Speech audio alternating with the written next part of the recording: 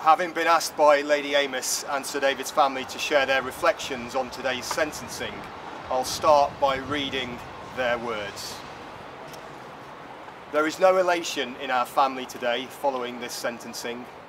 Our amazing husband and father has been taken from us in an appalling and violent manner. Nothing will ever compensate for that. We will wake each day and immediately feel our loss. We will struggle through each day for the rest of our lives.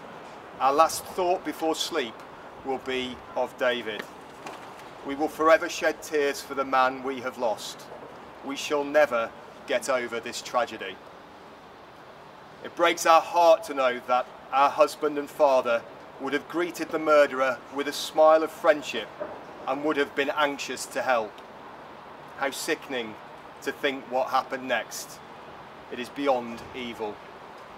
The combination that is always very difficult to process, and you do encounter it from time to time, is somebody who is educated, articulate, clever, intelligent, and you expect such a person to have some grasp of what empathy is.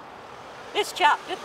I mean, I can only sum it up by saying he's not civilised. You know, he doesn't have the basic concern for fellow human beings. They're divided up into, you know, the infidel and the others. During this trial, we have heard how Sir David came to cross paths with a terrorist who had a settled plan to carry out an attack in the UK. It's clear that the man who begins a life sentence today is a cold, calculated and dangerous individual. His attack was stopped by two Essex police constables who apprehended this dangerous man whilst he was still armed with the knife he had used to kill Sir David. Their actions were nothing short of heroic, and they undoubtedly prevented others from being harmed. I'm glad that he didn't get his martyrdom, he didn't get his shortcut to paradise as he quite vainly thought he was going to get.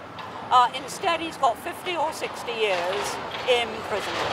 That is a fate which I think, you know, most people would want their nearest and dearest to avoid. So I would say to anybody who thinks that a friend or a relative, even a close relative like a sibling, is in danger of being radicalised, let alone actually radicalised, they should report it, because they'll be doing that person a favour as well as sparing future victims.